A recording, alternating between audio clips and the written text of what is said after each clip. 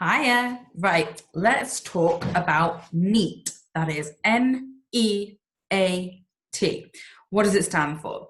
So NEAT stands for non-exercise activity thermogenesis. Okay, so to put that into context that you could maybe understand, it's the energy that is expended for everything we do in our life that is not sleeping, that is not eating, and that is not exercising. So it ranges from things like walking to working, if you work out in the garden, at your desk, to typing, to agricultural tasks, to fidgeting, to playing with your children, etc.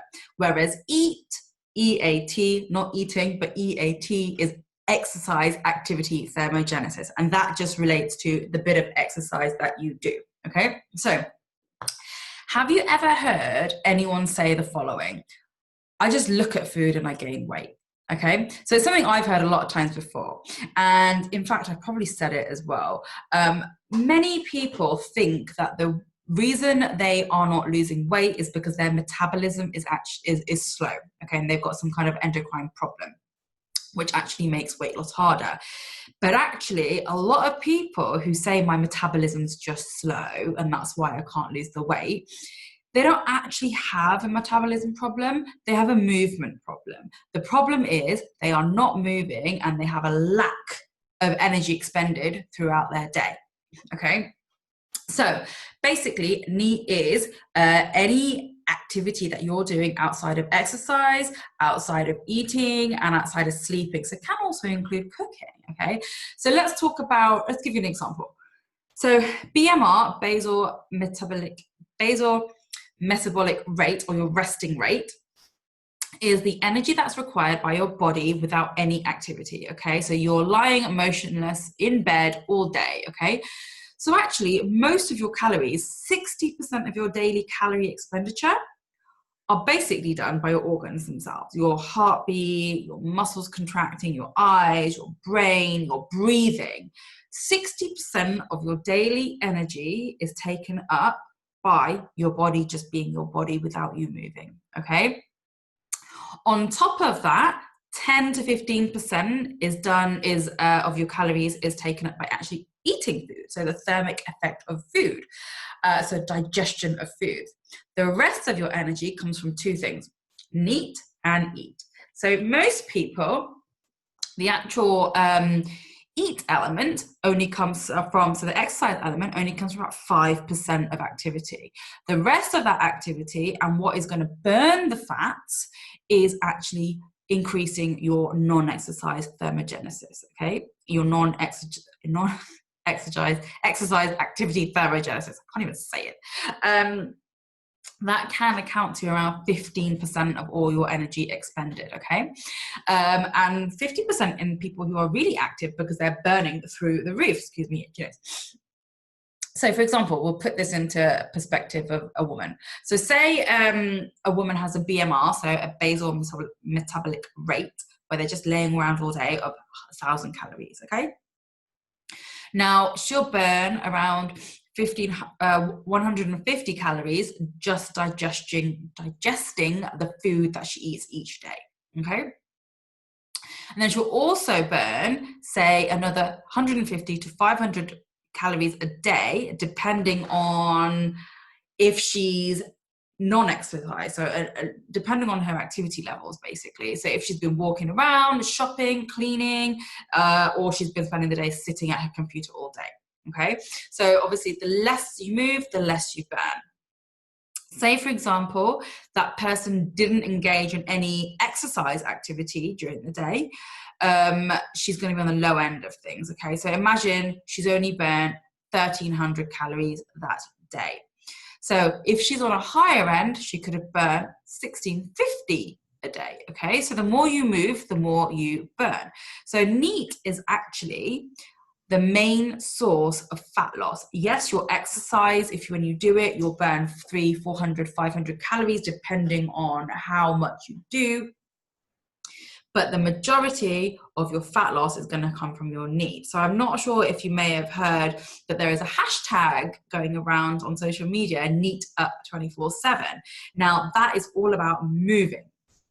You will find the more you move, the more fat you actually lose, okay? So here's a few ways that you could increase your NEAT. So on top of your EAT, which is your exercise that you're going to do, which is in the program. So you, as I said, you get your exercises in week 1, 3, 5, and 7. On top of that, 4 sessions a week, remember that. On top of that, I want you to move as much as you can. So we're looking at changing your daily habits, okay? Your daily habits, which are outside of the gym and outside of training, and they're actually going to help you in the long run. So for example, walk to the shops, go up and down your stairs a couple of times a day, take a 30-minute stroll at lunchtime, get off the tube or off the bus to stop early, take a dog for a walk. If you've got a dog yourself, borrow a friend's dog, take your kids to the park, run around after them, go for a bike ride, okay? Cook. Cooking is great because you're moving around the kitchen, you don't feel like you're actually exercising, you're making good food, you're stirring. Fidget. Oh my God. So when you're watching TV, just sit there, fidget, use a bit of energy, doing something, give yourself a foot massage, give somebody else a foot massage if you're into that kind of thing. Just fidget. Stretch every single day. Stretch those muscles out. 1, it helps recovery, and 2, you're moving. Wash your car. Sex. Clean the house, vacuum, do some gardening, go pot a plant, go see your neighbor, see if your neighbor wants to go out for a walk to get a cup of coffee. The key is that you move, because the more you move, the more fat you'll burn. Exercise is basically the icing on the cake. So you've got your BMR, you've got your food thermogenesis, you've got your NEAT, and you've got your EAT. Your EAT, your exercise activity, is the icing on the cake. Yeah? Anyway, the key in all of this is to remember why you're doing everything. Keep in mind your goal. You'll want to remember why you're actually trying to lose weight in the first place. If you focus on that goal, you can make it fun. You can make your steps fun. Go out, do 8,000 steps a day. If you've got an activity monitor, whether it's a Fitbit or an iWatch or a Garmin, see if you can hit goals. The iWatch has things where you can hit your own daily goals every day, and it gives you awards, like little like trophies and stuff, which is really, really cool. And then it's just find ways of getting extra calories burned and then do it in a fun way. I have a nephew, so I take him to the park sometimes, and yes, it's only 18 months, but I make him run around, and I run around after him. 1, it tires him out, so he sleeps really well. And 2, I'm getting some activity levels up, okay? Losing weight does not have to be hard work. Losing weight does not mean that you have to be constantly in the kitchen. Losing weight doesn't mean that you have to constantly be in the gym. You can make it fun if you're open and you're willing to do new things and be a little bit goofy at times, you know? Like, why not go to the park with a group of friends and play frisbee, or go and play football, or go on and just have some fun, picnic, run around the lake if you want to, run around, I don't know, anything. Go to the airfield and walk around the airfield and look at planes. I promise you that if you increase your daily NEAT activity, it will be effective and it will add up in the long run. And in the end, you will get to your goal a lot quicker than just relying on going to the gym 3 times a week. So every day, move as much as you can. And I would definitely recommend getting an activity monitor so you can see how much you're actually doing. So that's it. That is NEAT in a nutshell.